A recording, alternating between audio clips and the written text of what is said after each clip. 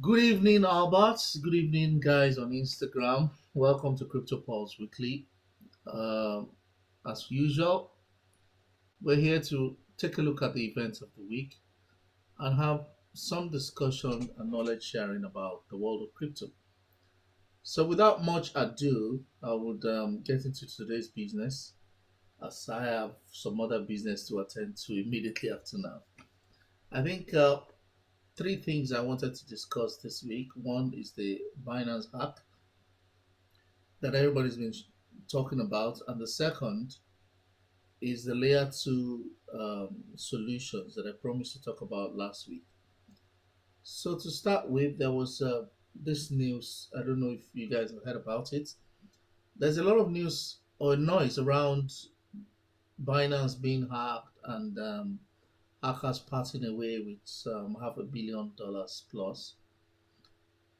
Theoretically, that's true, but just to explain what actually happened in the case of the Binance hack, Binance has two chains. There is the Binance Beacon chain, also known as BEP2, and then there's a Binance Smart chain, the BSC chain. So the BSC chain is the, you can call it a fork of the original BEP2 chain. However, the BSC chain has a lot of smart functionalities and scalability. So it's actually, I think, the BSC chain that has attracted the most developers in recent time. So to solve the problem of interaction between the BSC chain and the BEP2 Binance Beacon chain, the applications were created called bridge applications. So these bridge applications are like smart contracts that in technical lay terms, they're like interfaces between blockchains.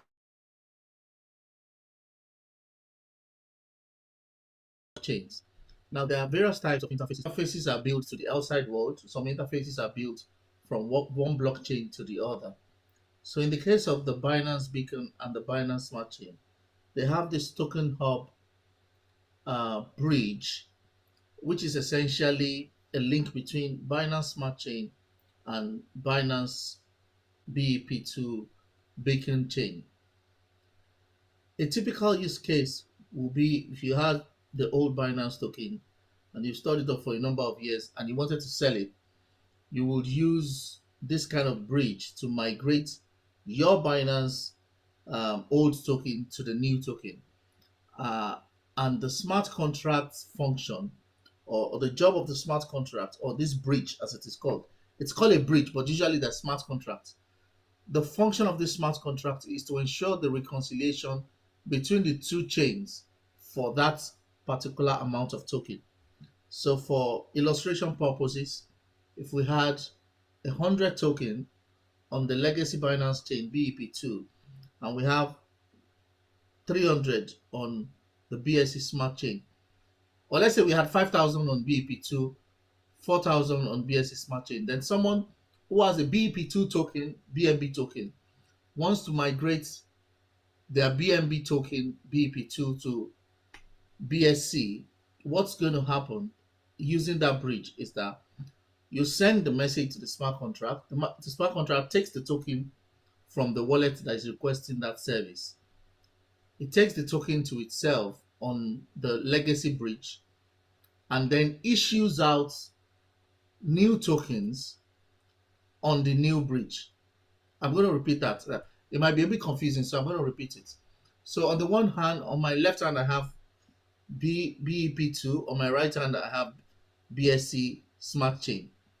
BEP2 is the old blockchain of Binance. BSC2 is the new blockchain of Binance. And you have this situation in many instances. So you have like Ethereum Classic, and you have the common normal Ethereum that we have today. You have Bitcoin Cash, you have Bitcoin itself and Bitcoin SV. You have USDT. USDT is actually a very good example because this happens a lot for the USDT token. So for the USDT token, it operates on two chains. It operates on the ERC20 and it operates on the TRC20. TRC20 is the Tron USDT chain. The difference between the ERC20 chain and the TRC20 chain essentially is that on the ERC20 chain, Ethereum is the gas fee. On the Tron 20 chain, the Tron token is the gas fee. And of course, the TRC is a lot cheaper because it's largely, I won't say centralized, but the decentralization is less compared to Ethereum.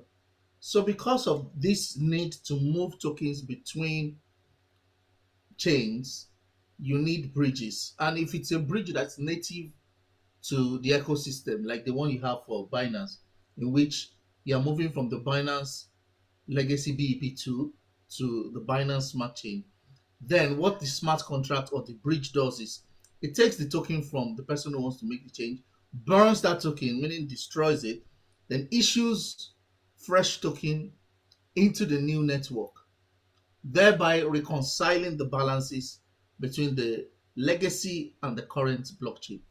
The reason I'm taking pain to try to explain this is because when the news goes around that Binance has been hacked, what people will hear is that the exchange has been hacked, which is not what really happened.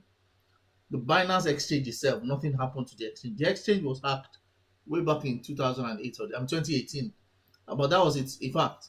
As at that time, immediately the exchange was hacked. They refunded was about $40 million. They refunded everybody's money, and then they retrieved their money somewhere else.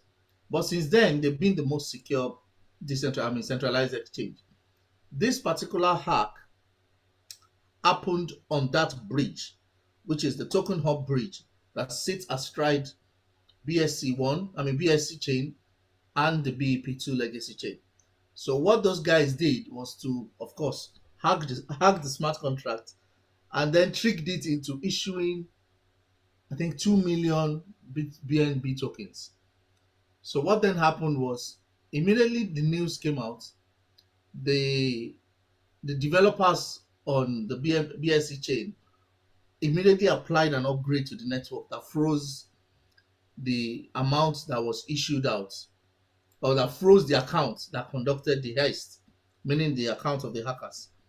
And as a result, the hackers could not move the rest of the money. But for the ones that have been moved, what they plan to do is they will burn. So Binance does this auto burn cycles in which they will automatically reduce not automatically, semi-automatically reduce the circulating supply of Binance chain. So most likely they will burn the amount of BNB token that was stolen on that chain. Why have I gone to this depth of explanation for the Binance hack? The reason I've gone to this depth of explanation is many a times media houses want to sell, and they need to give you a headline catcher that can give you something to read, and the first thing you see, Binance has been hacked. So everybody that has account with Binance will start fidgeting and all that. In the real sense of it, it had nothing to do with the exchange. This is actually what's happening on chain. Again, for people who are new and not regulars on this channel, I've discussed in times past the relationship between the blockchain itself, layer 2 solutions, the exchanges, and other applications. Now, the blockchain itself is like the foundation layer. Let's use a building. Maybe that might help a bit. So in any house, you have the foundation, which is usually, made of concrete or steel, depending on where the terrain is. The blockchain is like the foundation. The layer 2 is like the decking on the foundation. The decentralized, the Decentralized exchanges offering services for transferring of the tokens. They're like the building itself. So below the exchange and people transacting on the exchange, buying and selling tokens, you have a substructure. That substructure is what sits within the blockchain. So that's what essentially happened. And well, does it have any impact? I don't think so. I think the price of Ethereum dropped for like maybe like 2% or 3%, and that was it because it's not significant in the scheme of things. If And as a matter of fact, well, it's either a brazen show of stupidity on the part of the hackers, or they just wanted to. I really can't justify their motivations, or they just wanted to show that there's a loophole because, as it turns out, for most funds that are stolen on the blockchain, you eventually get caught because you have to cash out. You will always have to cash out, and you will always need an exit point to cash out, and that's the point at which most of the time they get caught.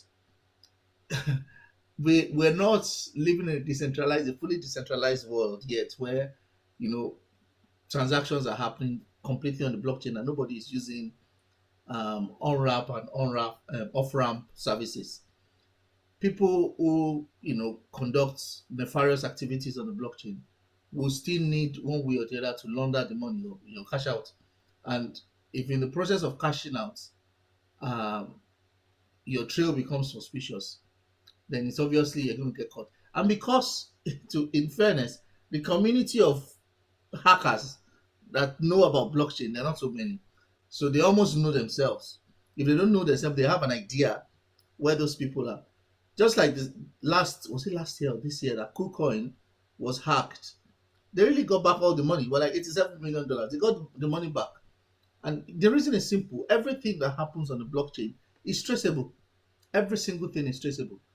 So it's is either incomplete knowledge of what the blockchain is, or just people just want to show that we have the skills and you should reckon with us. Otherwise, there's no point. It's easier to steal money. Practically speaking, it's easier to steal money in normal electronic banking and finance from by hacking than to do it on the blockchain. And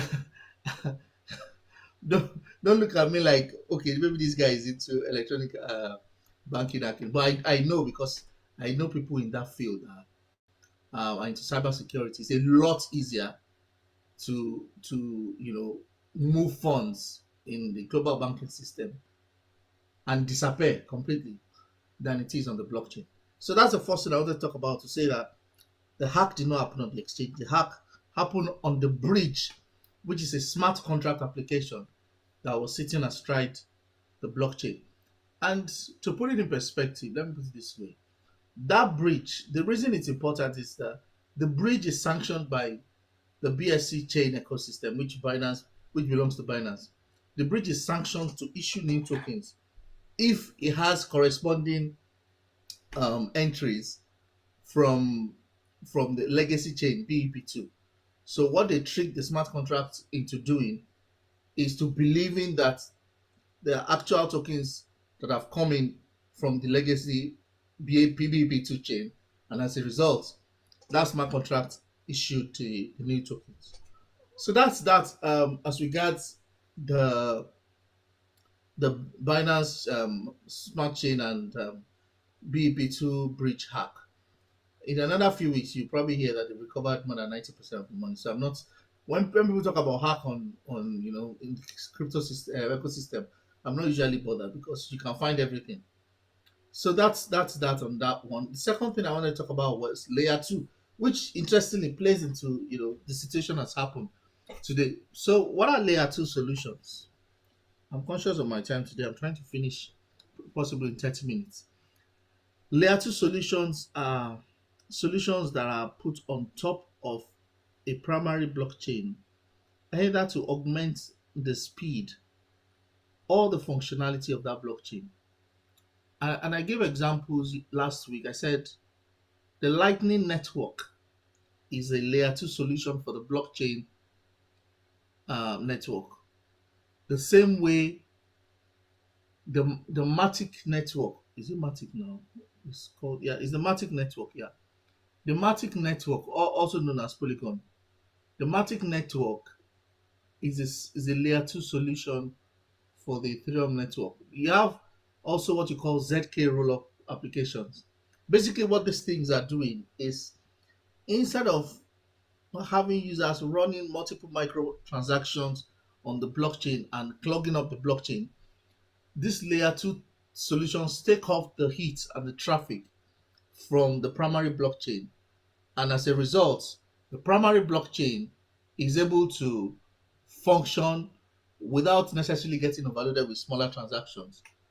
So if you use the case of Matic and even let's say Arbitrum, for instance, what happens is, if I need to conduct a transaction that is Ethereum based, but I don't want to incur the cost of Ethereum and I want it to be faster, I can go on to those chains and make my transaction.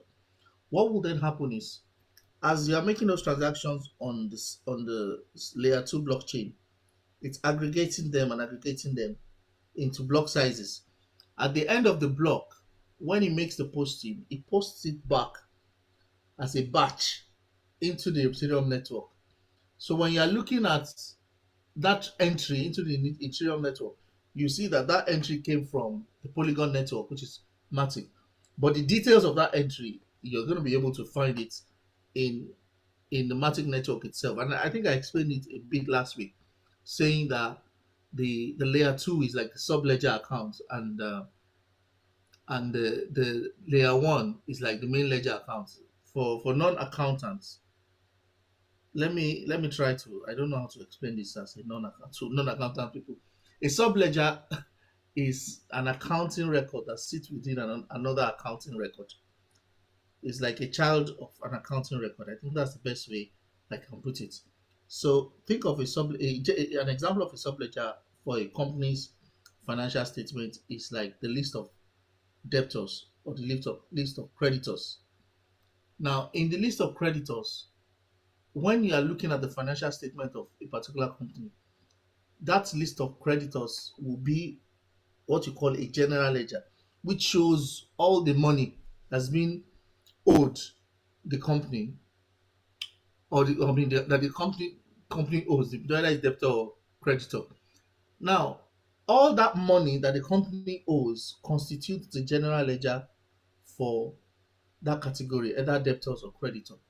The individual companies or persons that are the creditors or debtors will constitute the sub ledger in that debtors or creditors account.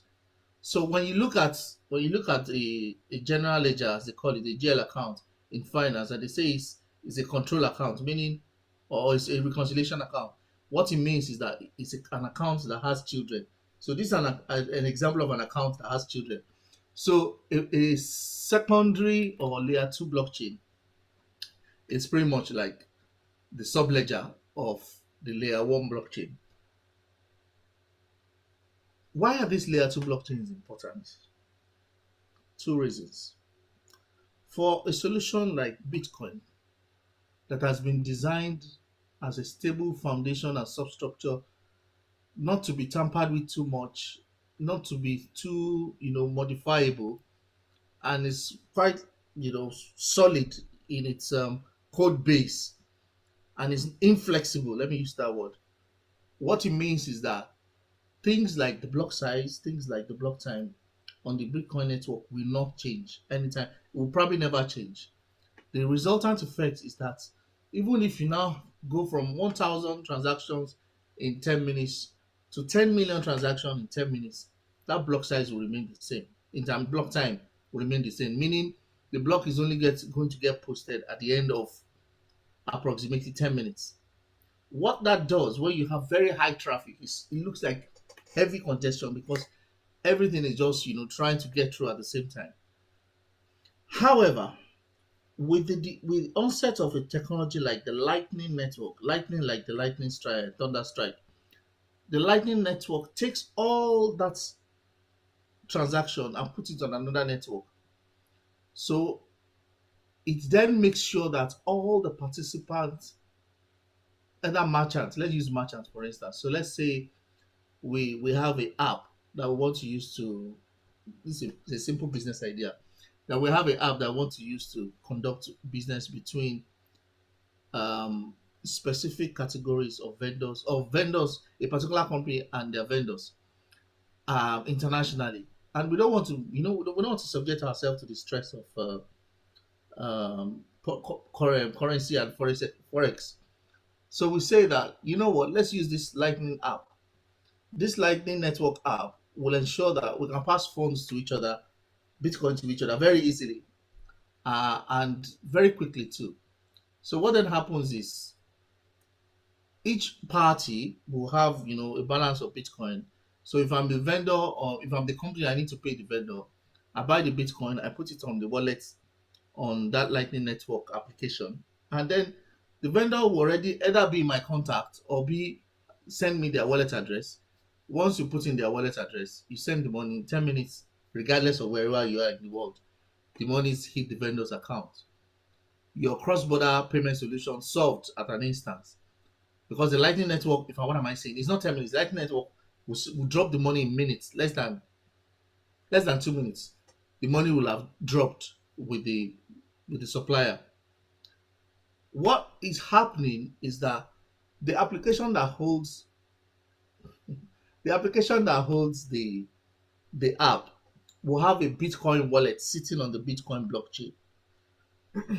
However, it will keep a separate log, which is like the subledger idea I was giving. It keeps a separate account of the transactions that are going on the Lightning Network. It settles those transactions within itself. And if for any reason the balances of the Bitcoin that it has at the end of those transactions is reduced, it will be reflected back in its own wallet balance on the primary blockchain. So depending on the kind of crypto, the layer 2 solutions differ. So what I've just described now is the layer 2 solutions for Bitcoin. To be honest, I think that's the most stable and probably will be in the future probably one of the most secure layer 2 solutions. The other category of layer 2 solutions are on Ethereum and everything else. Now, why did I say Ethereum and everything else? Bitcoin was the proof of concept and proof that we could have a monetary system that is completely decentralized and can work peer to peer across geographies. But it only works for transfer of funds or value. Ethereum, on the other hand, has provided an application platform, almost like a baseline ecosystem that allows you to put anything on the blockchain. And what do I mean by anything? On the Bitcoin network, the only thing you have on the blockchain is the Bitcoin. On the Ethereum network, you can create all sorts of things. And I was going to say you can create all sorts of monsters, but you can also create good things on the Ethereum network. And I mean, a lot of people have created massive solutions on the Ethereum network based on the fact that the platform allows you to put codes and lines of code on top of the blockchain and make it interact with other things. So the layer 2 solutions for Ethereum is a lot more complicated than what I described earlier on for layer 2 solution for Bitcoin. Because layer 2 solutions for Ethereum, for instance, would sometimes require you to create a bridge, which is what has happened, by the way, with that Binance hack. Because for you to use a layer 2 solutions on Ethereum, you need to have a bridge. That bridge usually is sitting within the secondary network, which is the layer 2 network. So let's take an example. Sorry, I'm being very conceptual. I don't have any slide to show you, but I'll try as much as possible to explain. If you take the example of Matic and Ethereum, if I want to transfer 100 Ethereum on the Matic network from myself to, let's say, Dr. Laliri, and I send it. When I send it on the Matic network, it takes like few seconds. The money is already showing in his wallet. We can continue our transaction on the Matic network and never have to bother ourselves really and truly about Ethereum network. But if for whatever reason he doesn't want to keep the money on the Matic network, he can take that Ethereum pass it through a Matic bridge and convert it to an Ethereum. I'm going to rewind that. So what you have based on the transaction between myself and the doctor is a Matic Ethereum transaction, meaning that Ethereum token is sitting on the Matic blockchain.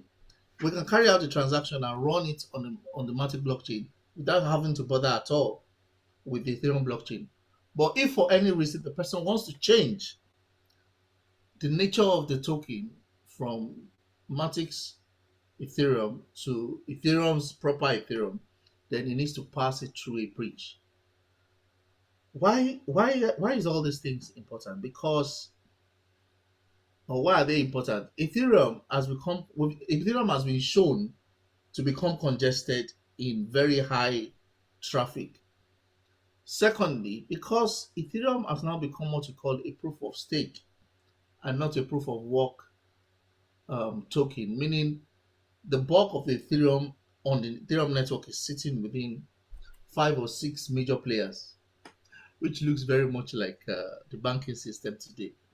But what that means is that people might not be too, people might not fancy Ethereum the way they fancied it before for blockchain only transactions.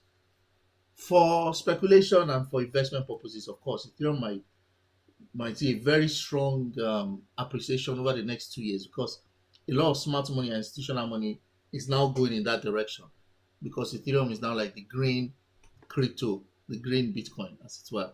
So you will see a lot of virtue signaling in that regard.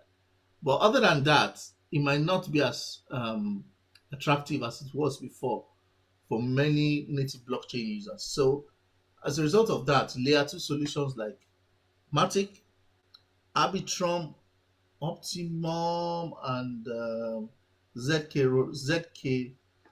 I keep getting this thing. Just let me check it now. ZK Sync. ZK Sync, yeah. ZK Sync. That's the word I was trying to. So you have Matic, Arbitrum, Optimum, and ZK Sync as layer 2 solutions that are supposed to help Ethereum with scalability. For lack of time today, I'm not going to go into the details of each of these tokens, but it's just important to make a mental note of them because you will see some significant appreciation and growth on those tokens as we turn the tide on the bear markets. And just a general comment on the macro because there's not really much going on in crypto. I think that, like I said, almost like 4 months ago, I think we already had the recession since the beginning of the second quarter, which was June. I think that was when globally we entered recession.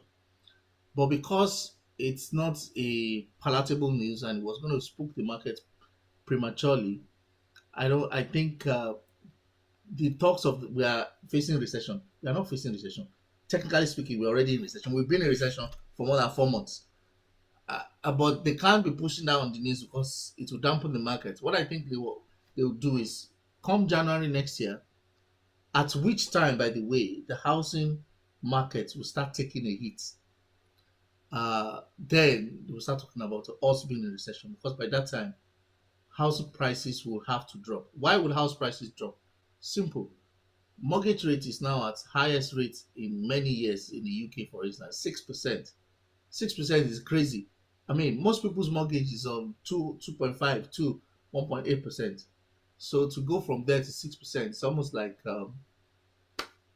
300% increase in people's mortgage payments or the interest on their mortgage payments. So it's a bit spooky and will cause some loss. I know people that are trying to sell their properties abroad right now because it really doesn't make sense to be paying that so much for the mortgage for some of them.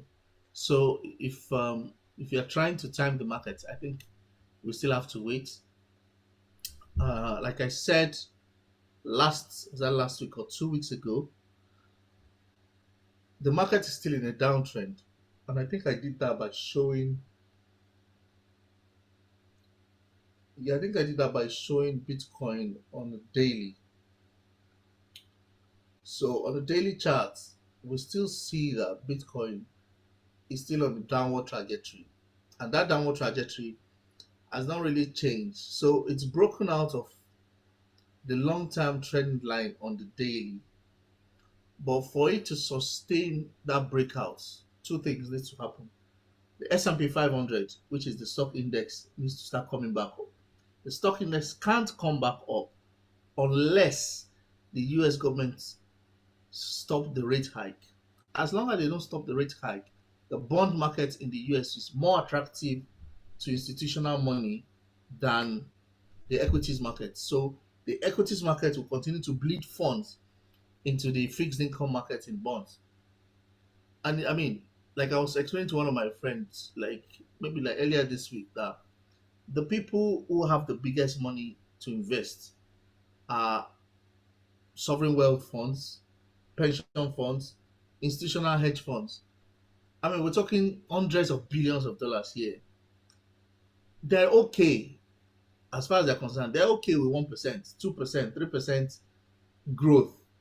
In fact, 1.5% growth, 1.2% growth is enough for them on the funds that they have.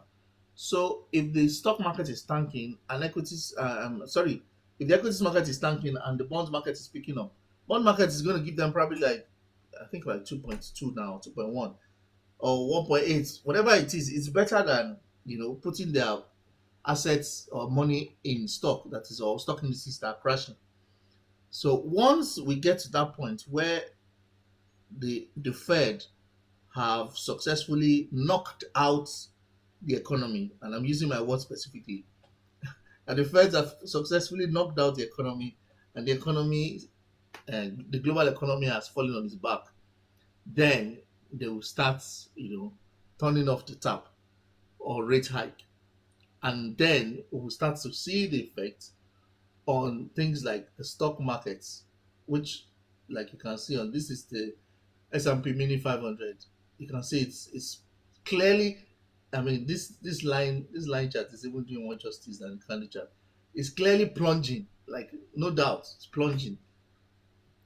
And based on my earlier assessment, yeah, my assessment was that it was going to sit at 357 or 356 for a while. And if we don't get joy, which is what it looks like now, if we don't get joy at that level for S&P 500, then we can pretty much see S&P 500 at 3321 or 2914.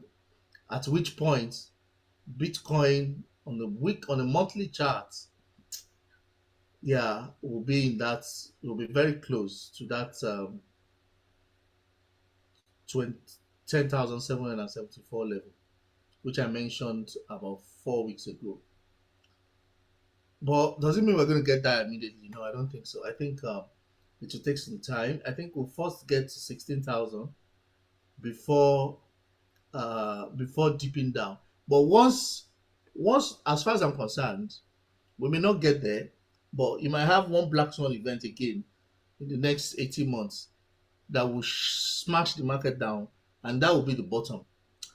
That will be like 10.7 or around that price. We might not get there. We might just stay at 16 and start coming back. But it's looking more and more likely because there's simply nothing to push the market right now. And I mean, the funds are out of the equities market. And for many people that don't know, many of the funds that found its way into crypto in the last 2 years came from the stock markets. Okay, one other thing I'm going to say just before I go. How did the money in the crypto market? So right now, total market capitalization of crypto is 903 billion. Back in October of last year, it was 3 trillion. Isn't that isn't very funny that the price went, yeah, the price touched 3 trillion and then started to drop. Back in, I think that was yeah, that was November. Once it touched 3 trillion in November, the price started to drop. Why is this chart important? I think this chart is important because it gives you an idea of what the overall cycle looks like, because it shows the capital moving into the markets and how much is moving out. So at that point in time was the highest injection, $3 trillion, the total market capitalization of the crypto world. Since that time, it's been plunging, and it's gone as low as I think 767. I'm on the watch out, especially on daily charts. I'm on the watch out for when it is at around 560 billion. If it gets to 560 billion, that was the original top that was attained in November of 2020. If it gets to that level, it tells me that we're in a good consolidation zone, and there's every possibility that the market will start to recover from that point on. So these things do work together, and that's why I said the last thing I wanted to talk about, which is how does the money that goes into crypto get there? Very, very simple. In the 2008 financial crisis, there was a run on the banks. And what caused the run on the banks, just for the purpose of people who do not know the origin of the 2008 financial crisis, what caused the run on the banks was that banks in the US got so comfortable with the growing rate of an appreciation of real estate that they started giving out loans to people that could obviously never afford to pay those loans. And the example I gave was, you have a plumber who's making, let's say, 70K or 80K a year, and then you give the plumber $1 million house. Now, $1 million house with a maybe 5%, or I don't know, any amount. In fact, at some point, I think they were doing no down payments or 1% down payment. Some very, very crazy behavior, which was causing a lot of people to take very, very big mortgages that they couldn't afford in the real sense of it. And that went on for maybe like 4 or 5 years. When that now started accumulating in terms of debts, and those debts started backing up and almost getting toxic, then the guys in Wall Street came up with a fantastic financial products. What was that product? They commoditized those real estate debts and then called them some sophisticated names. What do I mean commoditized? They bundled the debt and sold it as security. They sold it like they were selling stock. So people were buying these bonds. They didn't know what they were, but these bonds were toxic debts from real estate, from what they call subprime mortgages. And it went on for a while until people started figuring out. Now, when some smart money guys started figuring out that what is actually this bond that they're buying, then people started making a call for their money. And of course, it's like when you find out that the bank is going under, everybody wants to withdraw their money. Meanwhile, the bank doesn't have everybody's money at that point in time. So eventually, the bank's going to crash. And that's what crashed the world economy in 2008, because everybody made a run on the markets. So instead of letting those companies and banks that caused the problem in the first place, instead of letting them die a natural death, which is something that will have happened to any other industry, by the way, their godfathers, let me use that word, the godfathers of the banking industry did not allow that, because if many of you don't know, the Federal Reserve Bank of the United States does not belong to the United States. That's a story for another day. So the feds were called to order to say, you can't allow our boys to fail. They are too big to fail. The whole economy of the world is going to crash. So you need to support them. So the government decided that they were going to print money. They called it fancy name, quantitative easing. So they printed tons and tons of money over 3 quarters. And they gave the money to the banks, the big banks that were the original culprit. That's why I said, if anybody did it in any other industry, they were going to jail. They gave it to these guys. What did the guys do? They took the loans that the government gave them and they cleaned their accounts. They tushed up their account, wiped out all their debts, washed all their dirty linen, cleaned it out, and then rubbed their finger like, yes, we're ready for business again. And that quantitative easing continued at various levels up until 2000 and actually I think 2018. So 2018 there was a pause on quantitative easing, meaning the government wasn't printing money as it was before. Then COVID struck in 2020, and then all the gates was let loose. This time around, they printed more money than was ever printed in any time space in the history of US dollars. Like many of you knew, they printed 25% of the total circulating supply of US dollar within the COVID period. So the inflation we're talking about now is not rocket science. It's basic economics of supply and demand. There's too much dollar supply, which has led to inflation, meaning there's more dollar to buy lesser goods. What will the Fed do about it? They increase interest rates. You ask me, how does interest rates affect these things? When they increase interest rates, what it means is that the cost of debts go up, because the interest rate is the amount the central banks charge the banks to give them money, and they apply their markup and charge the customers their interest rate for the various loan categories: mortgage, car loan, personal loan, anything, business loan. So when interest rates go up, people either default on their loan, stop taking loans completely, or are not able to take loans, which is how mortgage is affected, because of this because interest rates now has skyrocketed. Mortgage lenders are like, we can't borrow anybody money, or nobody's even willing to come and step forward and swallow a 5% fixed fixed rate for 30 years. So because of that, we expect that the markets will be down at least the beginning of next year, which is Q1. And the reason I say that is because by that time the effects of these rate hikes will start showing up in the real estate sector. The government doesn't like to touch real estate, and the banks don't like real estate to be touched as well. So when it gets to real estate and the house prices start dropping and number of buyers start dropping, then the government will flip the script. I don't know what nature is going to take, but I suspect that there will be an attempt to pilot a central bank digital currency in 2023. I don't know how it's going to be, maybe 2023 or 2024. There will be an attempt to, reset.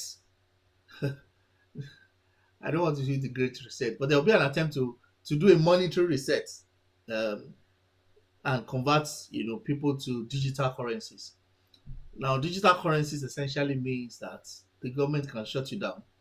I don't want to go into that because that's another mind-boggling thing on its own. But essentially, for people who are saying when is the time to buy, I would say just hold on and see how this quarter. Next year, next early next year might be the best time to buy, because a number of things will have to happen next year. One, the rate hike cannot continue. So the same way, and many people try to interpret the, what do you call it now, the speeches and the interviews granted by members of the Federal Reserve Banks in the US, and try to decode where they're going. There is a lot of posturing that I've observed. So, for instance, last year in December, they were saying that, in fact, all through Q4 last year, that this inflation is transitionary. I mean, these are professors of economics. These are people that went to school to study this stuff. You printed so much money, and you are saying that inflation is going to be transient. It doesn't make sense. But that was the positioning and posturing at the time. So now the Feds are already saying that, well, we are willing to apply as much rate hike as we need to apply to calm down the economy, meaning that we'll continue increasing the rates until inflation stops. I don't have enough time today. I will have talked about how the government brings money into the system and how they take money out. But maybe next week I'll talk about that, how the government brings money into the system, as in Western governments, how they bring money into. I think next week will be a good time to talk about it. It will be a very interesting topic for people that don't know how money works, because If you don't know how money works, um, you have a totally different perspective to money. And for people in developing countries, or for us in Nigeria, that don't understand, many people I think don't understand, even in the Western world, don't understand how money is created in the modern world. If you don't understand that, then to a good extent, you will not understand how to relate with money. Now, people, some people talk about, financial literacy as how to save, how to budget. No, I'm talking about understanding the concept of money as a transfer of value and how it applies to today's society. If you understand how it works, then you understand what your positioning will be. And that's why I said to people who had asked me, can we buy now? Yes, you can buy now, because whether you like it or not, this cycle is going to repeat itself. There might be variations of it, but it's essentially the same thing. If you remember what I said, from 2008 up until 2017-18, the Fed was turning up the money printer. It was regulated, so they will push out some small money. If it looks like the economy is too buoyant, they will do a rate hike again. Everybody will shrink, and everybody will come under control. And they did that up until 2017, 2018. When they stopped in 2018 was when there was bear markets. Coincidentally, was where there was bear markets in the crypto world. Now that they've stopped again, you're seeing the bear markets now. So what I'm telling you is, whether you like it or not, the bear market will be over in the next 18. What am I saying? Yeah, the next 18 to 20 months. The bear market, it will have been over before then. I think by beginning of next year, we'll have been seeing the deepest points in the market, at which points prices start to appreciate across board. So, like I said, last week, from now till the middle of next year, prime period to buy anything, like anything, land, house, stock indices, prime period. Bond, maybe not. Bond is already oversubscribed now, because everybody has moved bond money from equities into bonds. So, not a financial advice, of course, but that's the way it is. Understanding the cycle helps you to position well. I think I've done more than enough today. Thank you very much. If there are any questions on Instagram, please ask your questions. If you have questions on Zoom, feel free to ask your questions as well. If you have any question on YouTube, please type in your question into the live chat. I'll respond as soon as I can.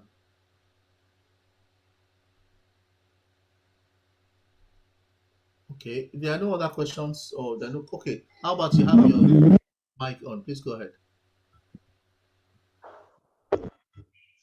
Oh, yeah. Thank you for the wonderful presentation this evening. This is just a reminder, but maybe don't forget, I think the time is already fast spent. If next week it can, what you said about how we also be able to benefit from this kind of lighting network. You promised to give us, yes. I don't know whether some tokens. Yes, I would talk about it next week. I will need to take it. Okay, all right. I will need to do a deep dive on each of the tokens, so I don't have enough time this week. Okay. All right. I'll definitely. Thank you very much. No problem. All right. Thank you. All right, guys. Have a lovely weekend, everyone, and take care. Thank you very much, Doc. Cheers. Goodbye. Bye. Thank you, sir. Cheers. I will shut you up.